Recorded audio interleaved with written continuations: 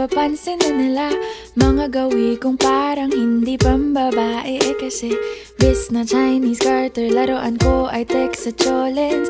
Tapos kajamin ko lagi noon mga sigang lalaki sa amin.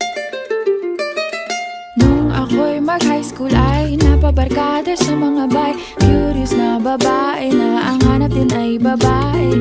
Sa halip na makeup kit, bit-bit ko ay gitara. Tapos pormahan ko lagi ay long sleeves na t-shirt at faded na lonta. Pero noong makilala kita, nagbagong bigla ang aking timpla. Natutuwa ko na magpariban at mag-ahit ng kilay at least once a month. Hindi ko alam kung anong meron ka na sa